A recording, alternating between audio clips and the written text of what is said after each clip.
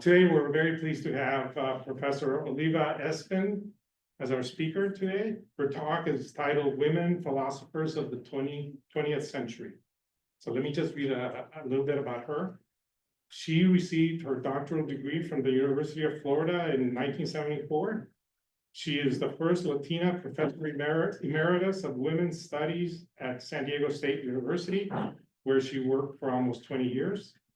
She's also the first Latina to earn the award for distinguished professional contributions from the American Psychological Association.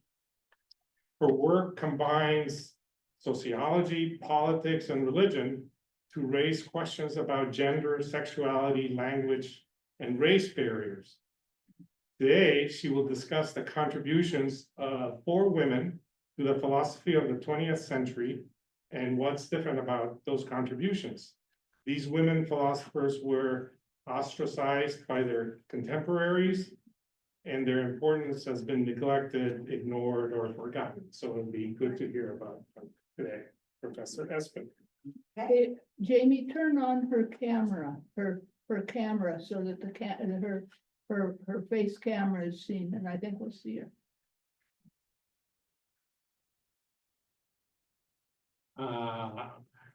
So you're not seeing it? We're not seeing her face. I think if her face You camera. don't need to see my face, you need to see the slides I'm going to be Okay, presenting. I'll keep my. My mouth shut. face will, then we'll go to my face during the questions, but right now my face is not important. Okay, sorry. Okay, And if we could just do okay, so that doesn't, yeah, she doesn't want to see that, okay, yeah. yeah. Okay. Okay, well, here we are. Hello, everybody. I'm glad you're here, and as Jaime said, I've been at San Diego State, and I've been a professor for, now this thing doesn't move. It's not moving. It's stuck.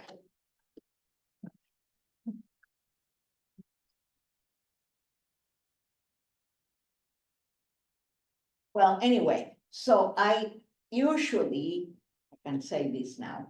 Oh, okay, so how do I get there?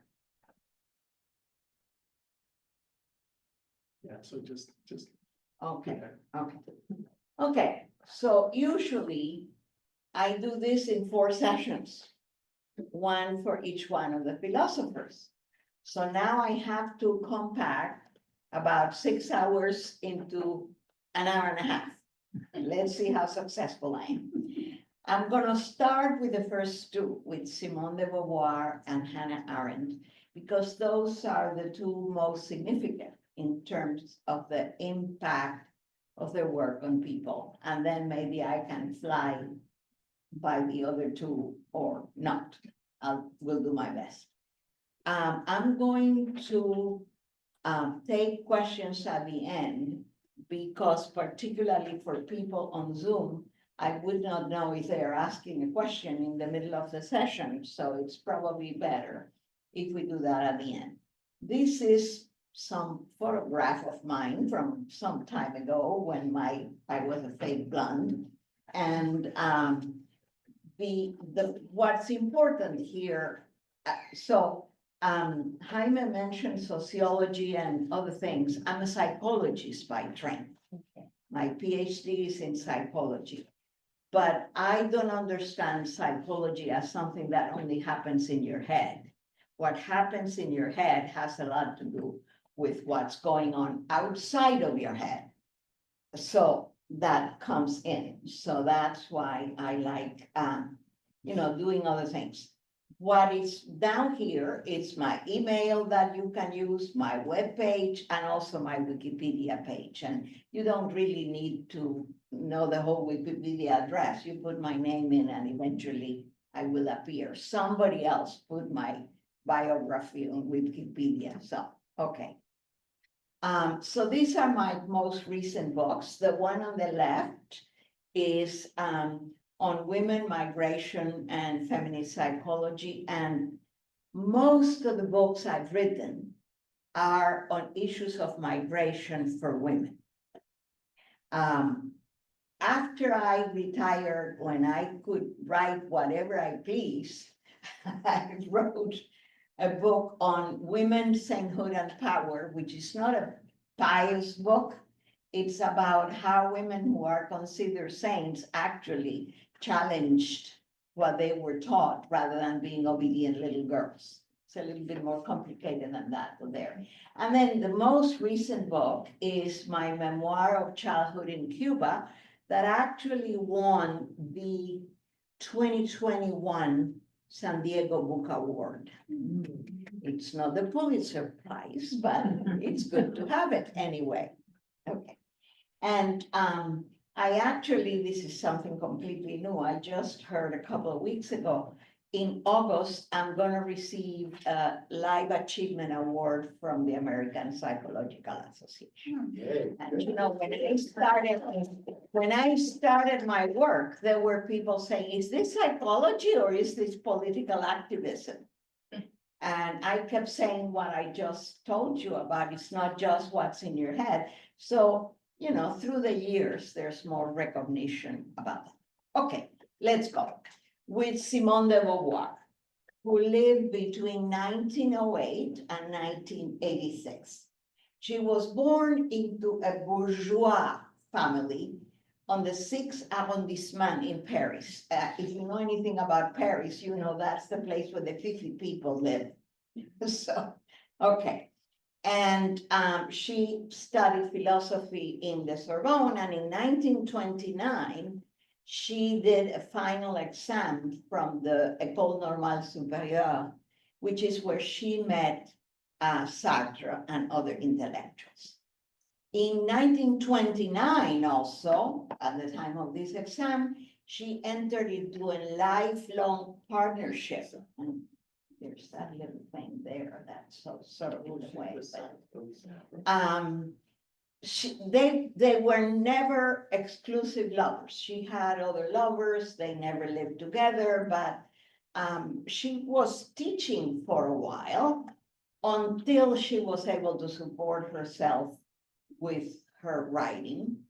And she was in Paris during the French occupation, which of course was very hard. In 45, after the war, she and Sartre created this journal that we'll see a cover of it in a moment. She was actively involved in the feminist movement in France and died in Paris in 1986. Interestingly, she identified herself as an author rather than a philosopher. It's interesting that a woman who wrote about the importance of women being equal to men kept saying, just a little writer, I'm not a real philosopher. When in reality, the concept of the other, which is one of the core probably of Sartre's philosophy was something that came from her initially. It's present in her novels, even though she's not saying this is philosophy. She's, however, putting this out as, you know, the concept of the other in a number of things she's writing. So most people, including her, thought she was sort of echoing Sartre, when in reality, as I said, she was about the creator of some of the concepts he used. And again, basically what she wrote was novels initially, until she went into more philosophical treatises. She did a lot of the relationship between literature and philosophy. What you say in a novel is your philosophical beliefs that you're putting out there in a fictitious way, or in a fiction way, but it's your beliefs. And she made a lot of contributions to ethics, politics, existentialism, etc. She was a very active person politically, in addition to her writing and philosophizing. So again, she questions the situation of the other and how being an other influences the dynamics of freedom and desire. And in fact,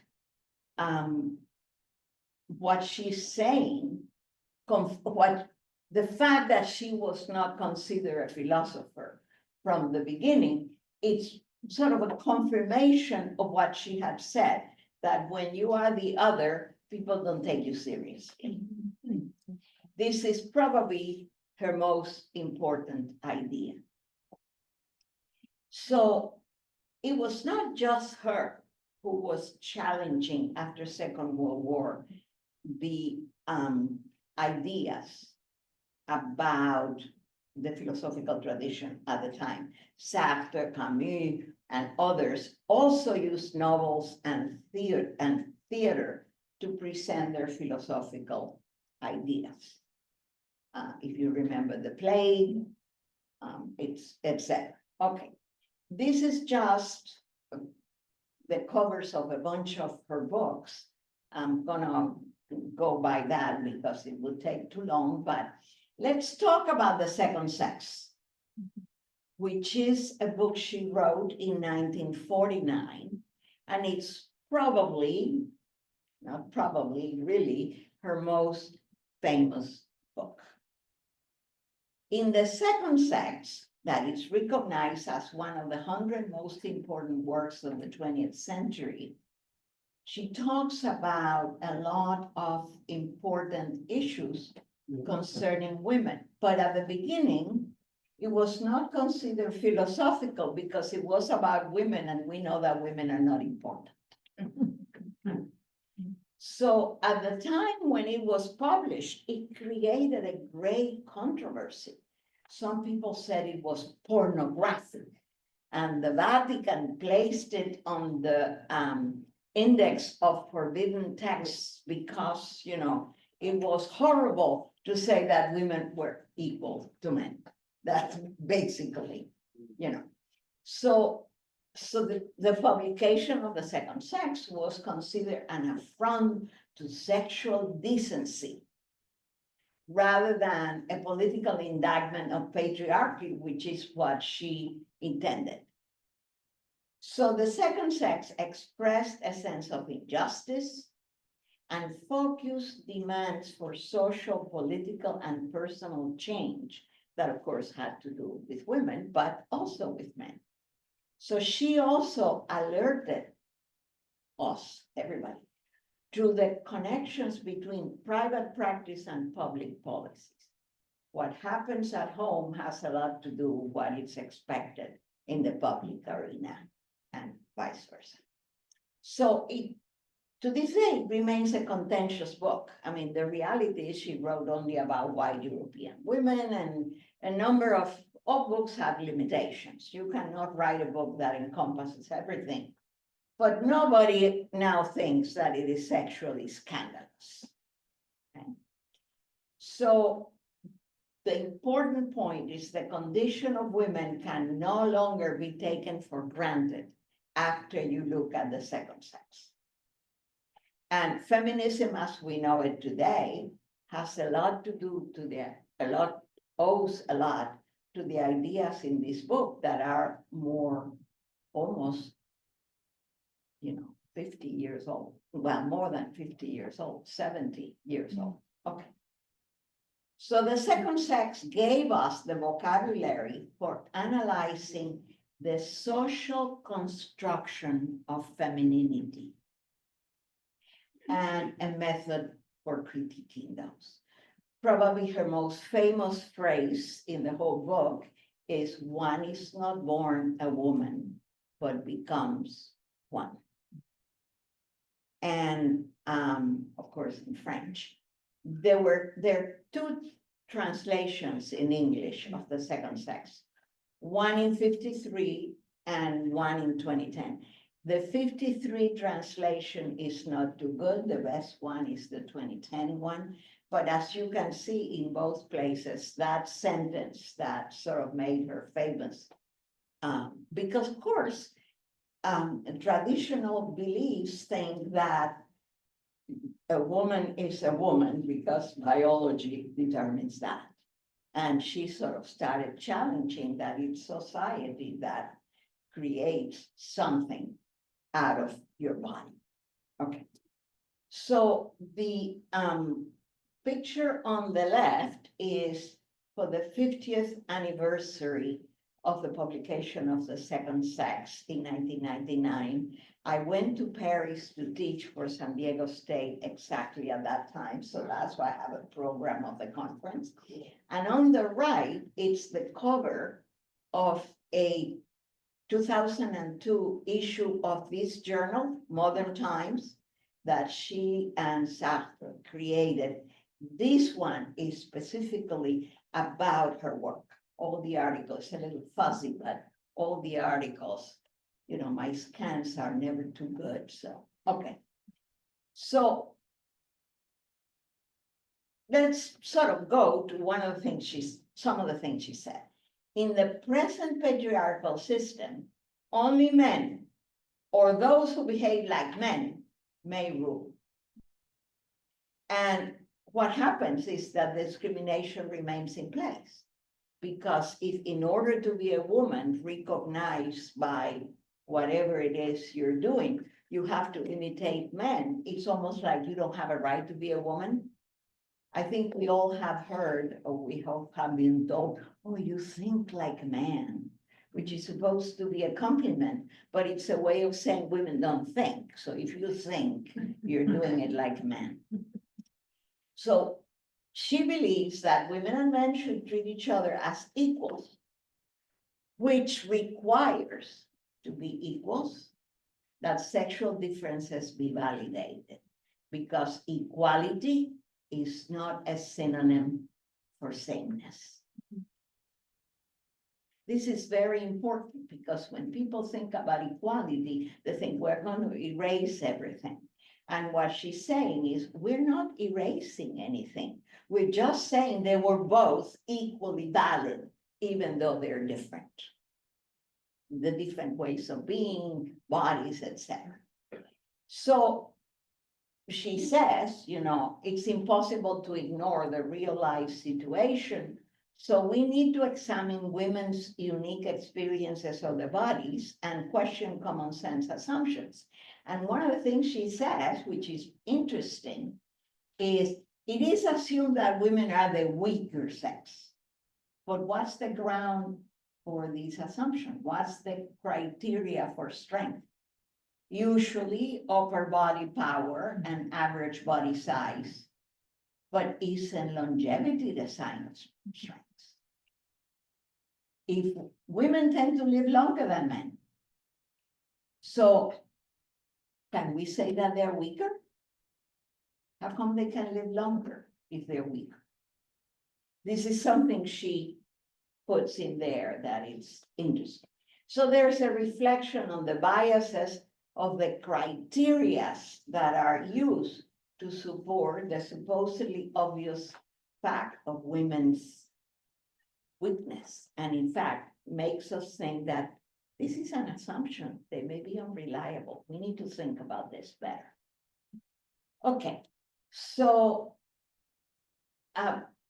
Beauvoir made the case for declaring that depriving women of what they can do is oppressed. So it was this declaration of oppression was an event, and it's what made the book scandalous. Again, remember that this was 70 years ago, almost. So this is important. The unique situation of women as the other of men means that women are not positioned to rebel, because there's a unique bond between the subject, which is men, and its other, which is women. Women makes no claim for herself as subject, this is a literal quote, because she senses the link connecting her to man without reciprocity.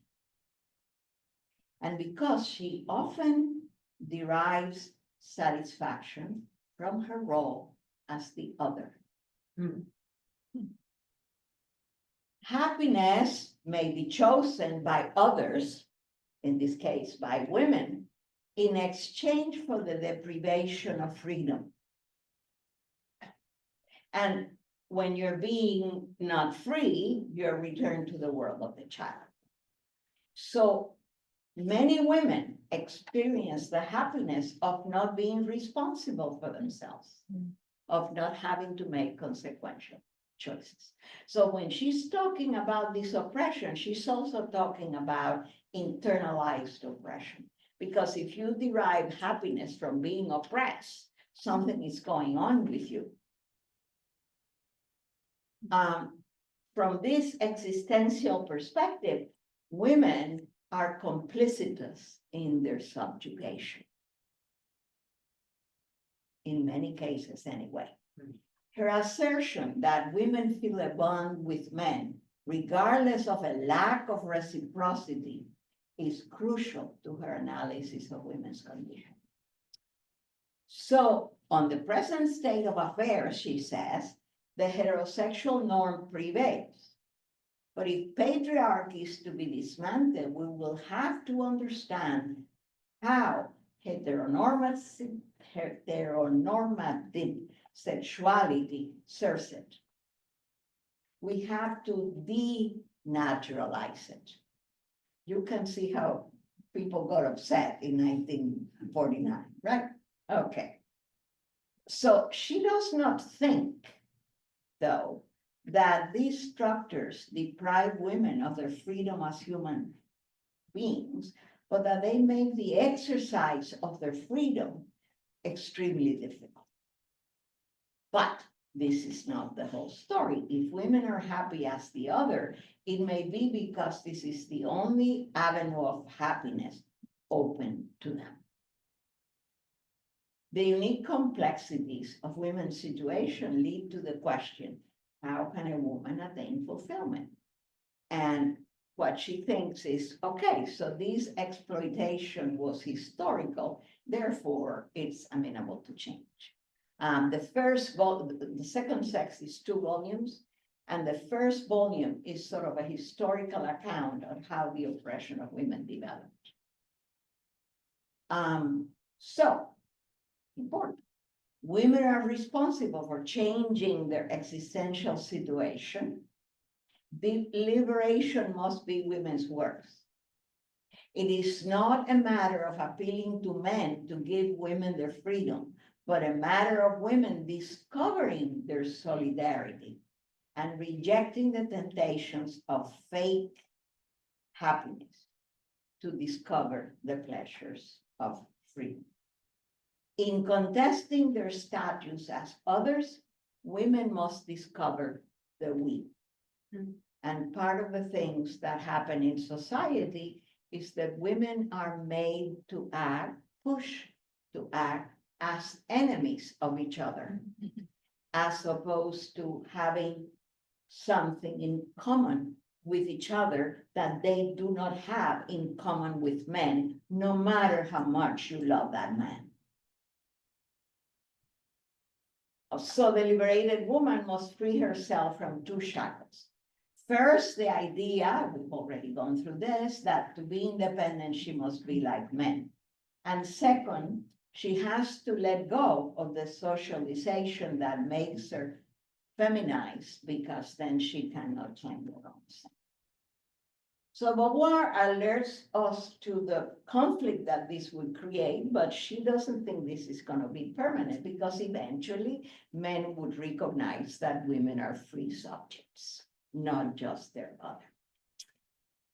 And very important, she says, the institutional alienations of heterosexuality ought not to be confused with the erotics of heterosexual desire.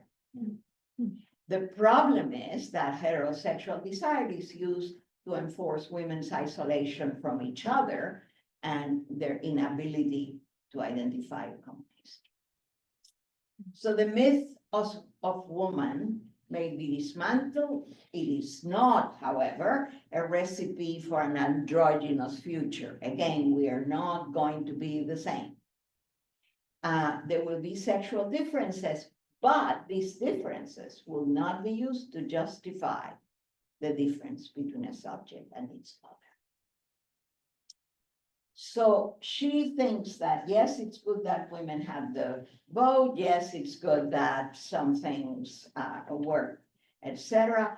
But Marxism and, you know, liberal perspectives, etc., when they talk about women, they are inattentive to the ways that the norm of masculinity remains the standard of the human, even though women may have the vote or have other kinds of things.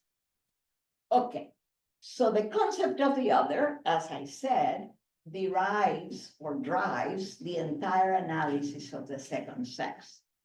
But it also, her other very major work, which in French is called old age, literally, but in English has been translated as the coming of age and also as old age, depending on where the translation took place. And in this area she works, she did 2 or 3 books that were very important. One was A Very Easy Death, where she's writing about her mother, the coming of age or old age, which is the one I'm going to be talking about in a minute, and then one about the last times of Sartre. And she's observing how these 2 people, her mother and Sartre, deteriorate, and tries to analyze what happens then in old age. So these are different kinds of titles, translations, etc., of this book. Like the second sex, the coming of age or old age, is focused on a group of people designated as other, and exposes the mythical status of the fact, in this case, about aging and the aged. So the coming of age also emulates the second sex in method and scope, because it focuses on biological, psychological, social, etc., to understand the phenomenon of marginalized others, in this case of the elderly. Comparing the status of the aged to that of women, she notes that both occupy the position as of the other, and as other, both are subjects to the power of mythical and exploited biology. Although people are somehow stupid and infantilized. I think we all have gone through that, right? People talk to us like, oh, sweetie, you really. Whenever somebody in some place talks to me, oh, honey, I even remember I was in some airport, and there was a rope that they put, and it didn't make any sense to go to the end of the labyrinth they put through, because it was completely open. So I went under the rope and on the other side, and somebody who was there went, oh, look at grandma, what she can do. And I turned around and said, I'm not your grandma. Oh, sorry. It's like, how many? Anybody can do that if they can do it, so anyway, okay. So the coming of age, it traces also the sources of the marginal status of the aged. While the second sex accused patriarchy of depriving women of their subject status, the coming of age argues that the non-subject status of the aged can be traced to the fact that they're barred from their projects and their erotic possibilities. Again, it is not a denial of biological differences. She says the lack of engagement of the aged is in part imposed from outside, and in part it comes from within, the same as with women, right? There's something on the outside, but there's something in your inside. As we age, The body is transformed from an instrument that engages the world into a hindrance that makes our access to the world difficult. We know this. Many of us, in any case, even not all. The point of the coming of age, however, is that it is unjust to use these difficulties to justify reducing the aged to the status of the other. And we sometimes, again, do it to ourselves. We are constantly saying, oh, I forget things. That's a senior moment. Everybody forgets things. And there may be more forgetfulness. I mean, this is another story on the psychology of age lecture that I also give.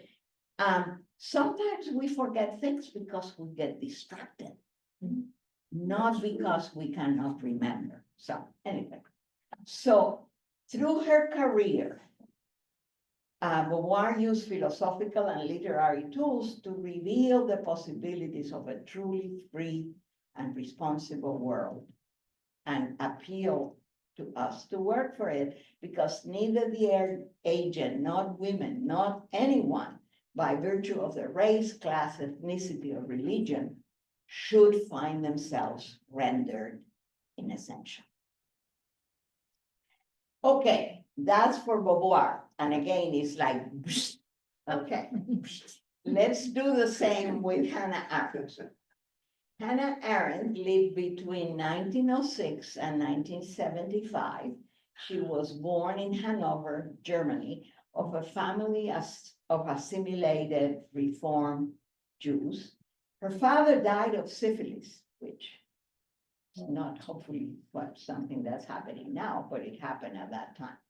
So her mother married this other guy, and so that was sort of mostly her father figure, because she was barely 7 years old when her biological father died.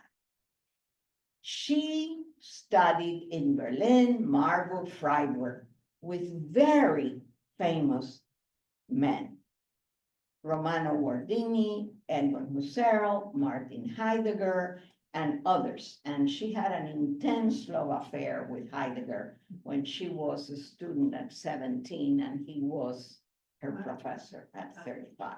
We'll get to that in a moment. She got her doctorate at the University of Heidelberg, and her advisor was Karl Jaspers. I don't know if these names are familiar to you, but these are all very famous men that were usually not taking women students. So this is significant.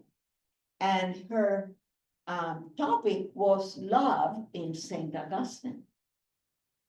Maybe our vice president should read her dissertation. Okay, so then in 1929, she married this guy.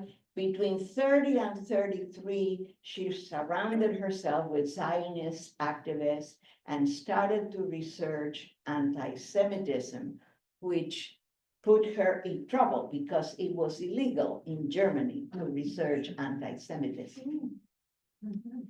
She actually did a paper that it became a little book of the life of Rachel Van Hagen, who was a Jewish woman in the 1700s who had a salon in her house and was very much part of German society. But of course, she was discriminated against. So at the time when Arendt is living, she's aware that this woman 2 centuries before sort of went through some very similar things that what she was going on now.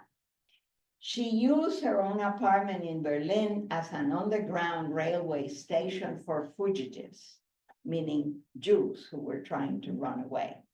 And there's a plaque on the wall of that apartment describing her work, hiding people in that apartment, etc.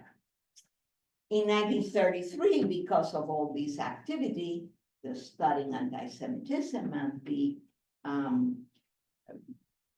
hiding people and etc. She was arrested briefly. And so she left Germany. She went to live in Czechoslovakia. Of course, it was occupied, so then she went to Switzerland. Then she moved to Paris and again occupied. In Paris, she was very involved in Jewish organizations, and the support of Jews emigrating to the British Mandate. There was no Israel at that time, of Palestine, again, Rachel Van Hagen. After France was occupied, she escaped via Portugal. She had divorced her previous husband, married another guy, and she came to the US and was director of the new Commission of European Cultural Reconstruction. In 1950, she became a citizen and died in 1975, and that's her. Wow. Okay. So Hannah Arendt was one of the most influential political theorists of the 20th century. Of all these women philosophers, she was probably the one who was more accepted as, in fact, being a philosopher worth listening to. And it probably had to do with the fact that she lived longer into the times when the feminist movement, the second wave, was already going on in Europe and the US by the time she died. But she was always a controversial figure. Initially, she rejected the creation of Israel, even though she had been a Zionist for a number of years. So Jews should go live in Palestine, but maybe Israel is not needed. Yeah, there are different ideas about that. Her secret affair and relationship with Heidegger, defending him after his involvement with the Nazis, made people question her loyalties. Again, this is a case of a woman who, because she loves a man, almost forgoes what she really believes, which is interesting. Her writing on the Eichmann's trial also was controversial. She refused tenure in any of the US universities where she taught, and there's a list of about 10 different places. She wanted to preserve her own freedom of ideology, did not want to have tenure. Okay, as a Jew in Nazi Germany, she was prevented from making a living eventually, and she was discriminated, and some of her friends had tried to persuade her to consider herself a German before considering herself a Jew. But what she said, this is a quote, if one is attacked as a Jew, one must defend oneself as a Jew, not as a German, not as a world citizen, not as an upholder of human rights. So it's very strange that a person who's not completely convinced of things is at the same time very much feeling her own identity as a Jew. I mean, again, she's a very contradictory person who wants to preserve her own freedom all the way. And this is also her writing. Today in Germany, it seems Jewish assimilation must declare its bankruptcy. The general social anti-Semitism and its official legitimation affects in the first instance assimilated Jews who can no longer protect themselves through baptism or by emphasizing the differences from Eastern Judaism. So Arendt and Heidegger. Arendt was deeply troubled by reports that Heidegger was speaking at Nazi meetings. She wrote asking him to deny that he was involved, and Heidegger replied that he did not seek to deny the rumors, which of course were true, and say, I still love you. Okay. After World War II, actually, she continued to defend Heidegger against critics, saying that he was a naive man, swept by forces beyond his control. Okay. So She came to the US in 1941 as a refugee. And this is what she says refugees are: the new type of human being created by contemporary history, put into concentration camps by the enemies, by the foes, and into internment camps by the friends. She argued that as state governments began to emphasize national identity as a prerequisite for full legal status, the number of minority resident aliens increased along with the number of stateless persons who no state was willing to recognize legally. The two potential solutions to the refugee problem, repatriation or naturalization, both proved incapable of solving the crisis. Repatriation failed to solve the refugee crisis because no government was willing to take them and claim them as their own. We only have to look at the news. It Yes. was not just after World War II. Okay. When refugees were forcibly deported to neighboring countries, such immigration was deemed illegal by the receiving country. Attempts at naturalizing and assimilating refugees also had little success. This failure was primarily the result of resistance from both state governments and the majority of citizens, since both tended to see the refugees as undesirables who threatened the national identity. I don't need to tell you how this sounds, right? Okay. Arendt argues that the consistent mistreatment of refugees is evidence against the existence of human rights, regardless of what we say that we are for human rights. This is again the covers of some of her books. And now I want to go into some of the topics she touched on that sort of made her well known. She wrote about totalitarianism, this book, The Origins of Totalitarianism, that is like this thick, bigger than a Bible.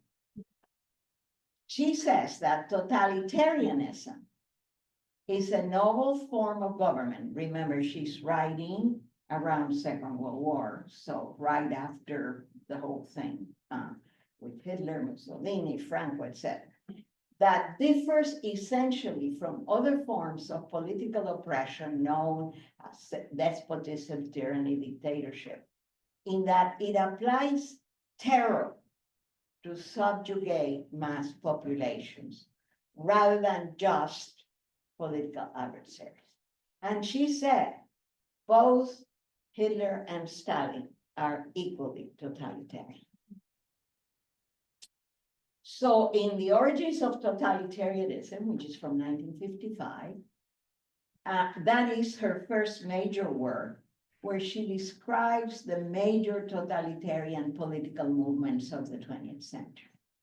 And she says, totalitarianism is characterized by the emergence of movements substituting for political parties. Political parties become progressively irrelevant, and it's people who are part of a movement who are taking control. Those movements are hostile to the democratic state and gradually institutionalize anti-Semitism and other kinds of racism, such as immigrants, Blacks, or other racial minorities. Totalitarianism uses need for justice to build resentment against others that are seen as enemies. It really doesn't matter who the others are, as long as they can be blamed for all problems and evils. So it is built on existing resentments and prejudices. When she's talking about Germany at this time, she's talking about Jews. Now, of course, anti-Semitism is there, but it's more around Blacks, people with other racial characteristics, the hires, etc. So the mechanics of totalitarian movements is that scientific racism and colonialist imperialism are characterized by unlimited territorial and economic expansion. We want to get more territory. We deserve to have more territory. And, you know, it's scientific. We all know that these people are inferior. Therefore, they need us to control them. Social classes are transformed into masses. Propaganda is used in dealing with a non-totalitarian world and the enemies of the state. The use of terror is essential to this form of government and, of course, the distortion of reality. So this is a quote from her. This constant lying is not aimed at making the people believe a lie, but ensuring that no one believes anything anymore. Oh, my goodness. A people that can no longer distinguish between truth and lies cannot distinguish between right and wrong. And such a people, deprived of the power to think and judge, is, without knowing and willing it, completely subjected to the rules of life. With such people, you can do whatever you want. Oh, my goodness. This was written in the 1950s, talking about Second World War and before. Okay. So totalitarian movements are fundamentally different from autocratic regimes. Autocratic regimes seek only to gain political power and to outlaw opposition, while totalitarian regimes seek to dominate every aspect of everyone's life as a prelude to world domination. You know, I grew up in Cuba, and when I was an adolescent, Batista was in power, so that was a right-wing dictatorship.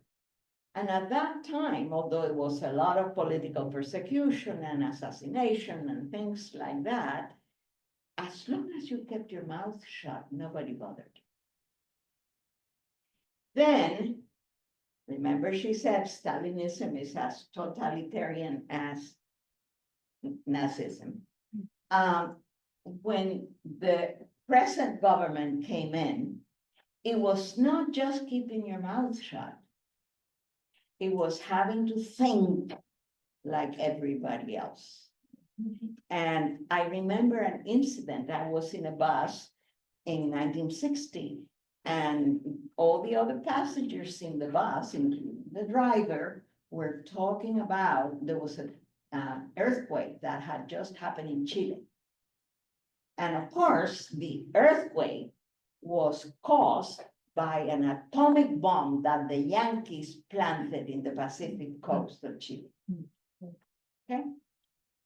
Now, the US is at fault in lots of things, but it's not at fault in everything, right? Particularly not about earthquakes. And so I was in the bus, I was looking at the window and not saying anything. And then suddenly one of the passengers said, "Why are you not saying anything? Are you on the side of the Yankees?" I said, "Actually, my stop is in the next corner." Because I could have gotten in serious trouble. That was a very graphic example of the difference between just an autocratic regime and a totalitarian regime, where even your thoughts have to be controlled, so everybody believes the same thing.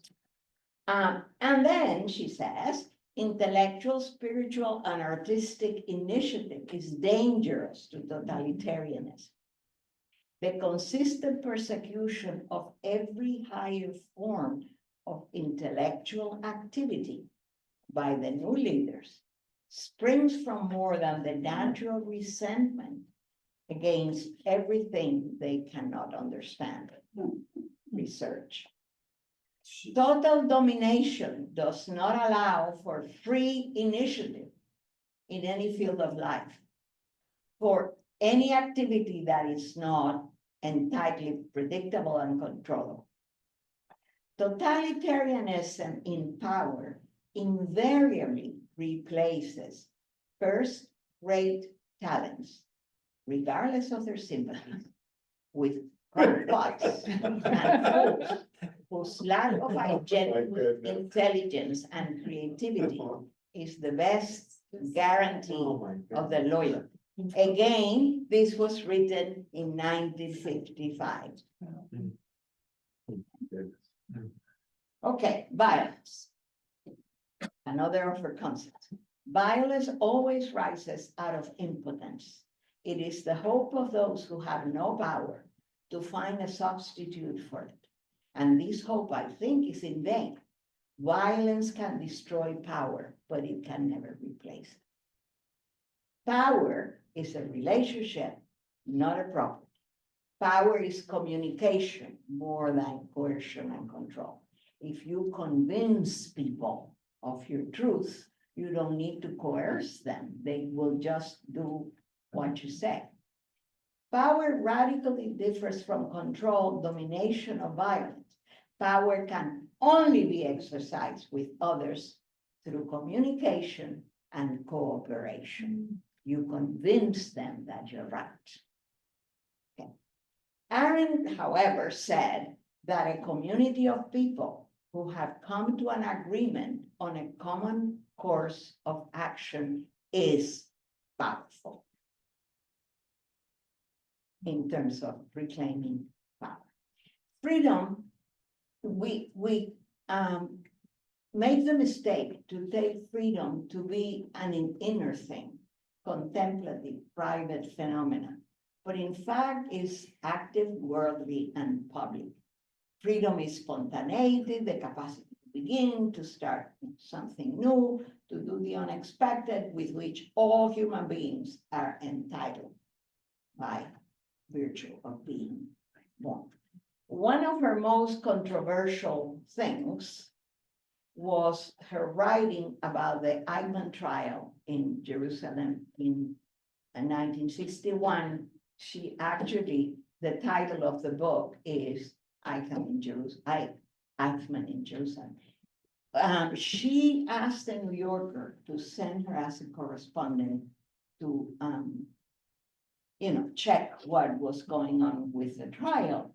And she submitted, so initially she would submit what was happening in the trial to the New Yorker periodically. And eventually that became a book, but initially it was just articles for the New York.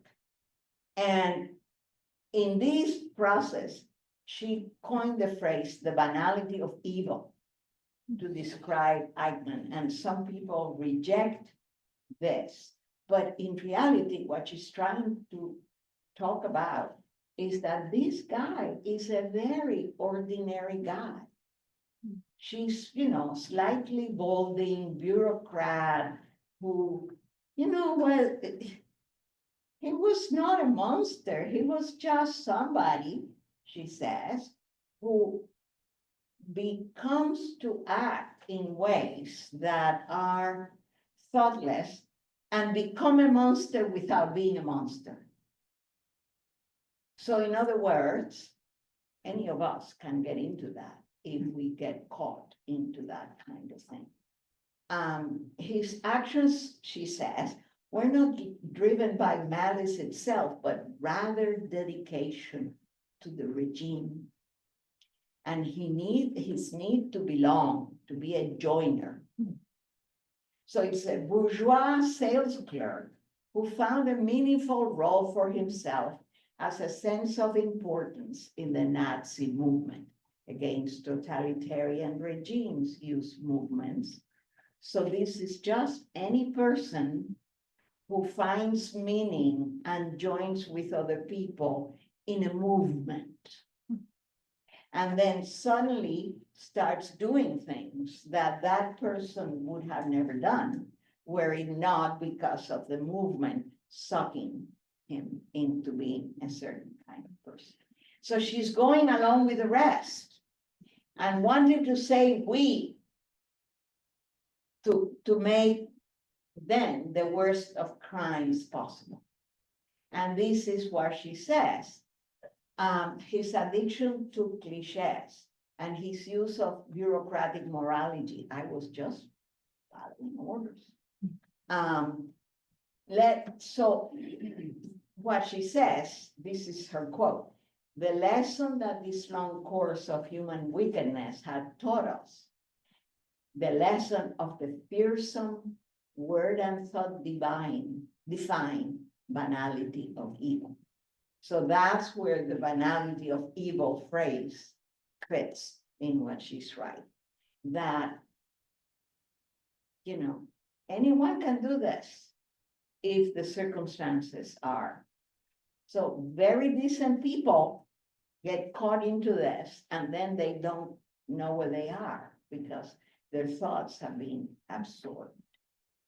But stating that Eichmann did not think, she did not imply lack of conscience. Not thinking meant that reflective rationality about what he was doing was lacking. Oh, one thing is she was embraced by feminists, but she had a very strange attitude to that. When she was appointed to teach at Princeton in 1953, she said, people said, a woman, etc., exceptional person. I am not disturbed at all about being a woman professor because I'm quite used to being a woman. Anyway, so her thought was very provocative. Now, let me just fly to the other two people because otherwise we won't have time for questions. Keep going. So, Yeah. Edith Stein came from a Jewish family. She was one of the first women to enter a German university. She was born in 1891, so went to university in the early 20th century. She started studying psychology, but was disappointed and went to study philosophy with Husserl. Her doctoral dissertation was about empathy. And for a while, she was Husserl's assistant and edited his manuscripts, etc. Let me point this: Heidegger, remember Heidegger, Arendt's lover, famous philosopher. He took a lot of the manuscripts she had done and published them as his own. Heidegger did? Yes. Wow. And some of the manuscripts, because it was a combination of what Stein did, but also what Husserl had taught. And he took some of those things and made them his, because of course, these two people were Jews, so they had no value. Okay. So at some point, after being the assistant for a long time, she tried to apply for a position and she was denied because she was a woman. So she protested to the Ministry of Education, and in fact, the Ministry of Education decided on her side. And to this day, German female professors credit her for making university positions available to women. She converted to Catholicism in 1922. And there were lots of people who were converting or going to their former faith after the First World War. There are no atheists in foxholes. We've all heard that saying. And why Catholicism? Because in spite of its glaring refusals and inequities, Catholicism remains the only Western tradition that has an unbroken history of providing a respected way of life for women outside the domestic role of wife and mother. And, I want to keep going. So she started teaching at this institution. This is my photograph. And this is the room where she was. If you can see, there's a crucifix and a menorah in the room. So she continued to write and teach. She translated Thomas Aquinas. She did a lot of things. And because she was working with women, with girls in this institution, she became very interested in the education of women. And somebody said she became the voice of Catholic feminism in German-speaking countries. So in 1933, she had a position at the Teachers College, sort of similar to Columbia University Teachers College. And while she was there, a casual acquaintance who did not know she was Jewish said, you know, what Hitler is doing with the Jews, etc. And what she said at that time is, I was indeed already heard of severe measures being taken against the Jews, but now on a sudden it was luminously clear to me that once again God had laid heavy on his people, and I knew that the destiny of these people was my own.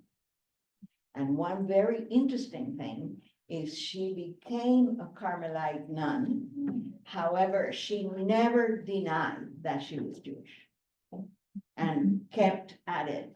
And one of the things was she wrote an autobiography when she first entered the convent, and in it, she doesn't say anything about conversion.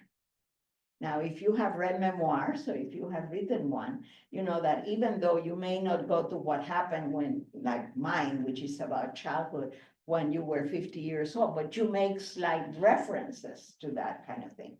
She ends with her graduation in 1916 after her doctoral dissertation, because she doesn't want people to say, oh, she converted, therefore she's a better Jew. Okay. So when the Nazis were doing their thing, she was sent, this is her in her habit, she was sent by the Carmelites to the Netherlands, thinking that she would be safer. But then the Nazis entered the Netherlands, and something that happened a while after the Nazis entered the Netherlands is that Catholic priests read in all Catholic churches a pastoral letter from the bishops condemning the deportation of Jews. The Netherlands church has been always very peculiar, but so I don't have time to read the whole thing, but they were protesting that. And of course, the Nazi authorities were furious that the church had done that. And euphemistically, they refused to guarantee the safety of Catholic Jews. A week after this pastoral, all non-Aryan members of religious communities were arrested.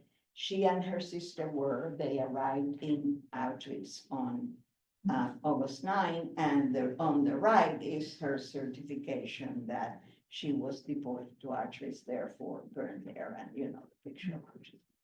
She was canonized as a saint of the Catholic Church in 1998 because her death was a direct consequence of the actions of the Catholic Church in the Netherlands. We don't know for sure if she would have been taken anyway. What we do know is that the Lutheran Church of the Netherlands that had a number of converts from Judaism, those people were not killed. So her reaction to her death was a consequence of the action of the bishops. That's why they consider her. Okay. She has done a lot of philosophical things, but she did a lot about about investigation, other people, and particularly empathy, which was her doctoral dissertation.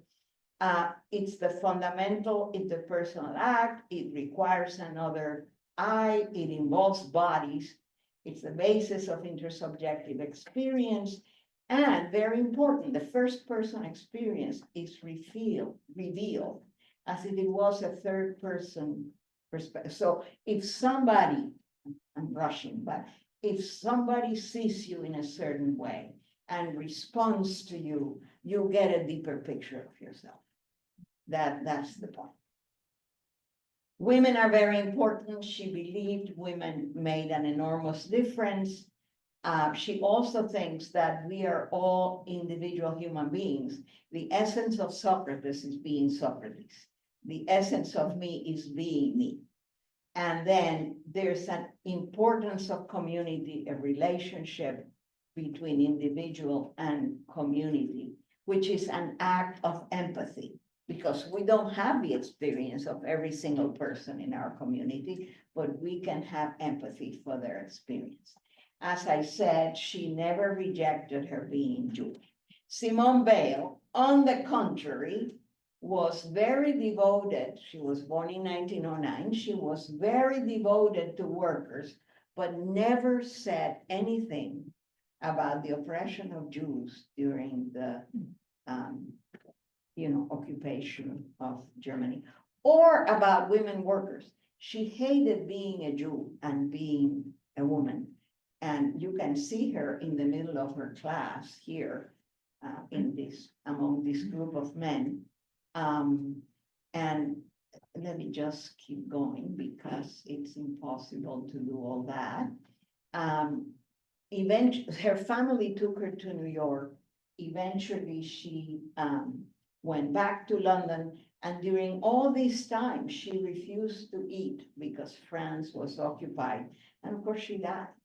So in her death certificate, it says the deceased killed herself for her refusal to eat.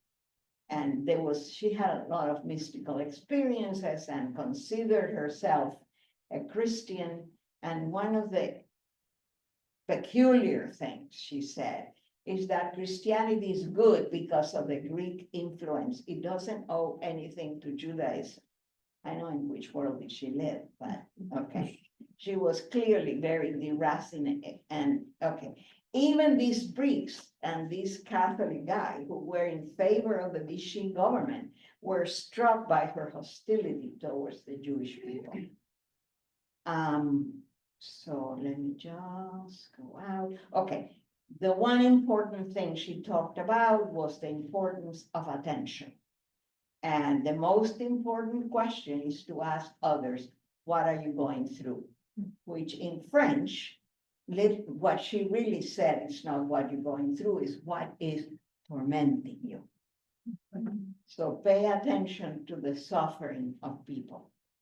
And the capacity to give your attention means you empty your soul and just take this person in. So attention is, what you need to do to others. And these books that appear under her name were actually collections of notebooks that she left behind with this priest and this other guy. And so there was a lot of contradiction here in her life. I mean, she goes into the lives of the poor. She worked in factories, worked with fishermen, did a lot of things for workers, but of course she could get out whenever she wanted because she was part of a rich family. And this is sort of the places where she lived and plaques in her honor. And this is a funny thing about T-shirts and other kinds of posters about her.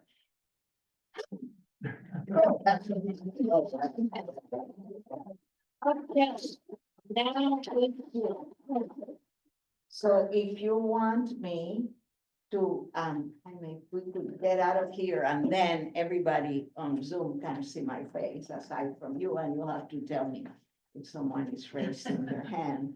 And we have a very short time, but we'll do our best. Yes. Okay. Maybe you have some questions already. Yes. Did you have a question? Well, Yeah. I'm thinking of a question now. I was wondering if you go back, for those of us who are not philosophically educated, more scientifically, to the existentialist and tell us a little bit more about the other and the relationship to the subject. So those terms, and maybe you could put a psychological component to the answer. It seems like there's a lot of people in the world who are subject to those categorizations. Yeah. Well, to start, I am not a philosopher, as I said, I'm a psychologist. My interest in these women is because, remember, I was a professor of women's studies. And still is a focus of what I do and what I've written and etc. So I would not claim to know what they were saying from a philosophical perspective. That's an important caveat to put in there. But the idea is that societies, cultures, take some people as being the subjects, as being the norm, as being the human. And other people who are not like them, who are in some way different from those, are seen as the other. You are not quite it, because you are not this category. In general, in the Western world, the assumption is that the subject, the example of the human, is a white man. Yeah. And all the rest of us, women of any race, people of color, people who are different, disabled, whatever, in any other way, are other. And the category extends, as she says, sometimes through your life, because you may have been very much it subject when you were young. And as you start aging, people talk to you as if you were a little child who could not think. So the position of the subject can change, but that's basically what it was. Now, what happens psychologically is that we all believe that. Even the people who are oppressed by those positions believe that, of course, this is what the world is. And the example she uses is women let themselves be happy because of a man, without looking at the fact that there's no reciprocity, that they're putting more in the relationship than what the other person is putting or giving or that kind of thing. I don't know if I answer your question, but that's a basic way to put it. Yes. Yeah, you're a psychologist. What Yeah. drives that impetus towards the other? Because, you know, if you look at it a little bit, you know, in terms of evolution, we're 99%, 99.9%. We come from the same ancestor. Yeah, We're all the same. Right. You know, if you look at it logically. So what is this, what drives this separation between us and them? What is the driving force between it that drives that separation? You have a sense about that? Well, there are probably many factors for that, both societal and psychological. But if I'm gonna put it in a simplistic way, if you have the privilege to be seen as the important human being, you may not want to question that. You may want to take as much as you can out of that privilege. And the people around you learn the same lessons. It's not malice. It's not that people, I mean, nobody decides I'm gonna be evil to, well, maybe somebody does, but basically, most people don't say, like Ayman in this case, I'm gonna be evil to these people. It's like, I have this. I have. So what is the implicit drive that Power. I can get what I want if I'm the subject. so what is And the people of color around me and the women around me are gonna try to ingratiate themselves to me. Therefore, here I am. I mean, that's the best question I have in 5 minutes, but Jaime, you have something in there. I'm just curious about how genuine the emotions are if you accept the otherness. As you're saying, the Yes. females accept the otherness. And they feel happy, but how genuine is that happiness or the emotions that arise from accepting your otherness? Well, it's genuine in the sense that you believe that's the case. You are not faking it. You are believing that that's reality. And I mean, something that crossed my mind, my sister, my only sister, who I love dearly, died a few years ago. And in the last few years of her life, she was beginning to lose, beginning to have dementia. She was living with a man because she never understood her life without a man. And he was pretty much exploiting her, giving her checks with amounts of money that she just signed because he asked her to do it. And then he did whatever he wanted with that, including having other women lovers. One of my brothers and I wanted to get her out of that situation. But we were very afraid that if elder abuse, whatever's, came in to ask questions, she was gonna say, oh, but I love him. And then we were gonna be in trouble and probably separated from her because of that. So it's these kinds of situations that are very fuzzy, because of course I wanted her to be happy, but I didn't want her to be exploited.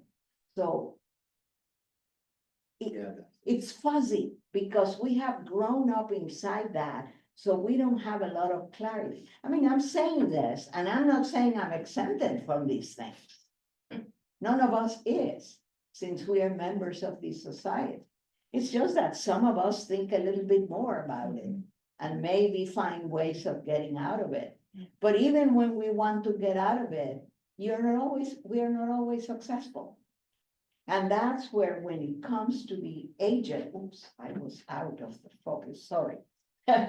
When it comes to being aged, to be older, we sort of get into that, oh, I had a senior moment, and playing into, you became old, therefore you became stupid, that we're sort of told. And we all, in one way or another, play to that, because it becomes second nature.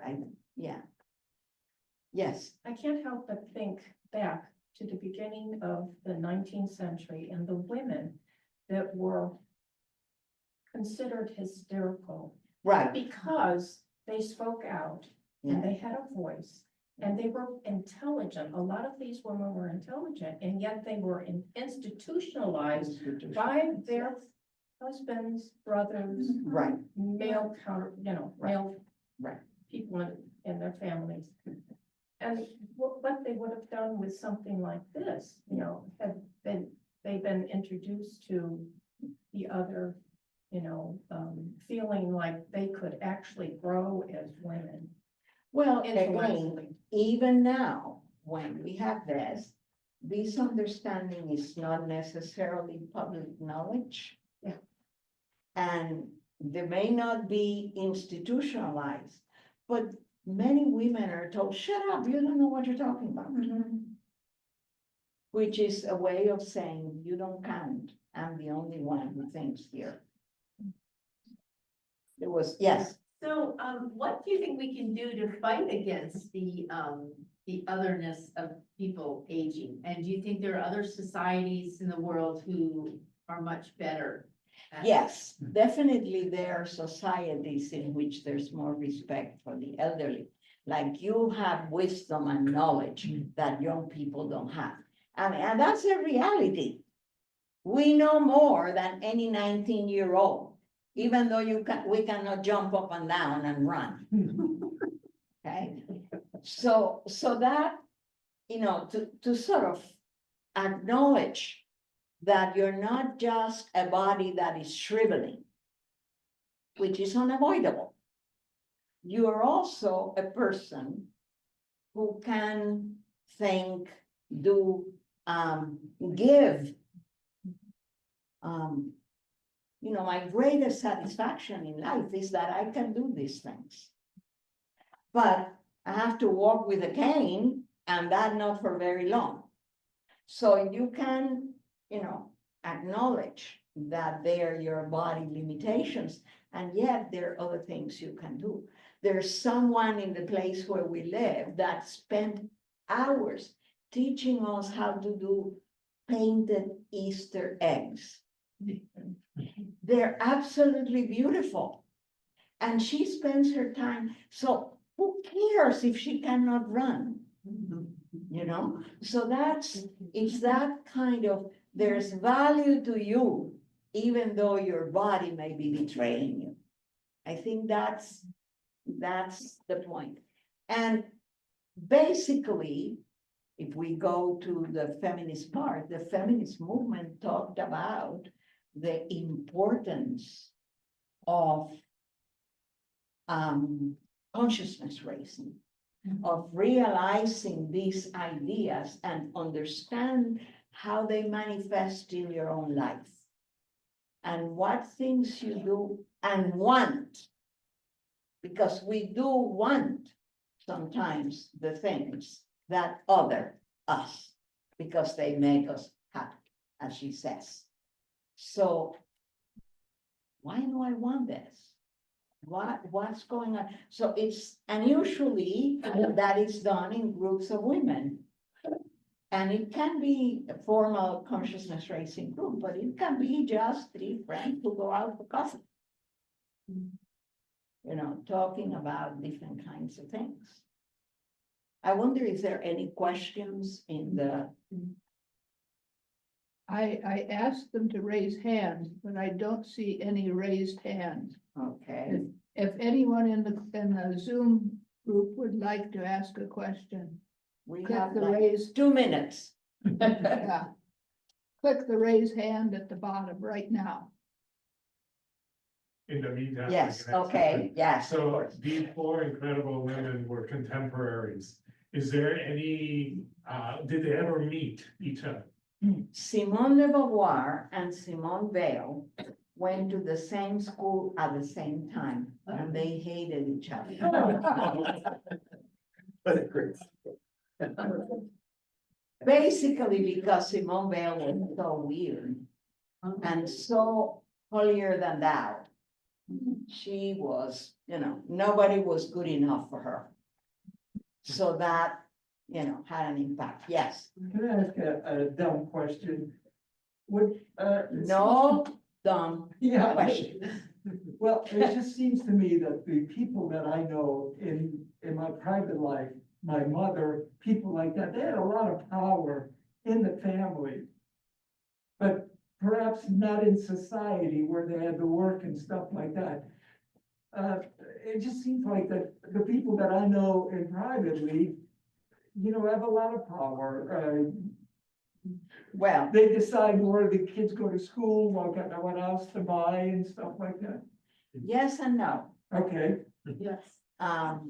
Because to have power on where the kids go to school, it's not the same as having power of life. well, And in fact, for example, in deciding how many kids you're gonna have. Yeah. Or how much sex you're gonna have. Or things of that sort. Remember the Greek comedy about when men go into war, the way it ended was because the women withdrew sex. So the men decided to stop war. Okay. So there is, I can think of his name, Aristophanes, I think. Anyway, so the apparent power of women in the family may be more or less true.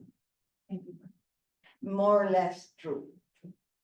I mean, okay, personal example, my mother was stronger and more capable than my father. Right. But she was not educated, because she was educated to learn to sew and embroider and do whatever nice things women did. So if she had been the breadwinner, we would have been in a much better place. But she could not do it. She could not, because in that context, it may not have been in the American context, but in that context, if she would have done anything to show that she can do it better than him, his ego had been bruised, and she loved him, and she did not want to bruise. Yeah. So what, did she have more power? Not really, when it comes down to that. So there's somebody There's a on the, question. yes. Sue Sue, Bob. yes. Well, it seemed like religion paid an enormous amount of time and influence in their lives.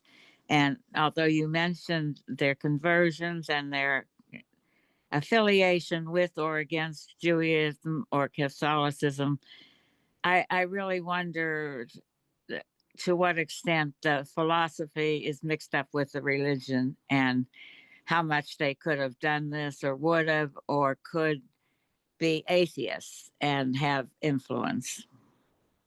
The only one of them who had a mixture between philosophy and religion very actively was Edith Stein.